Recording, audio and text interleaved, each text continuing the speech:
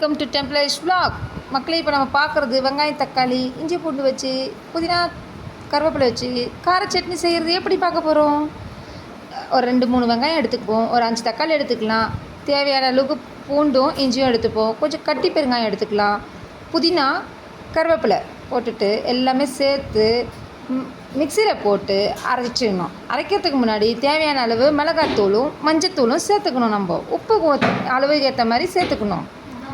நான் கல் உப்பு எடுத்துருக்கேன், நீங்கள் தூள் உப்பும் எடுத்துக்கலாம். ஏன்னா நம்ம காஞ்சி மிளகாவோ பச்சை மிளகாவோ போட்டு சேர்க்கல, அது பதில் குழம்பு மிளகாத்தூள் மஞ்சத்தூள் போட்டு அரைச்சிட்டேன். தாளிச்சிக்கலாம். இப்போ நம்ம எடுத்தது கடுகு சீரகம் சோம்பு போட்டு எண்ணெய் தேவையான அளவுக்கு விட்டு நம்ம தாளிச்சிக்கிட்டு அரைச்சி வச்சுருக்கேன் அந்த சாஸ் மாதிரி வருது பார்த்திங்கன்னா, அதை அப்படியே தாளிச்சிட்டோம்னா கொஞ்சம் தேவையான அளவு தண்ணி விட்டு நல்லா கொஞ்சம் கொதிக்க வச்சுட்டோம்னா, ஏன்னா ஃபஸ்ட்டு நம்ம வெங்காய தக்காளியில் எண்ணெயில் போட்டு வதக்கலை, அதை ஸ்ட்ரைட்டாகவே நம்ம அரைச்சிட்டோம். அதனால் தாளிச்சிட்டு கொதிக்க வச்சோம்னா நல்லா அந்த பசப்பு பச்சை தன்மை எல்லாமே போகிடும். நம்மளுக்கு சாப்பிடும் போது செம்ம டேஸ்ட்டாக இருக்கும். கொஞ்சம் ஒரு 10 நிமிஷம் 5 நிமிஷம் கொதிக்க விடுங்க, சுண்டி வந்துடும். நம்மளுக்கு அழகாக கிரேவி ஆட்டம் ரெடி ஆகிடும். இட்லி தோசைக்கு சூப்பராக சட்னி சும்மா தண்ணியாகவும் விட்டுக்கலாம், இல்லை தண்ணி கம்மியாக வேணால் கம்மியாக சேர்த்துக்கலாம். வீடியோ பிடிச்சா சப்ஸ்கிரைப் பண்ணிவிடுங்க மறக்காமல். அது நிறைய வீடியோஸ் வந்துட்டு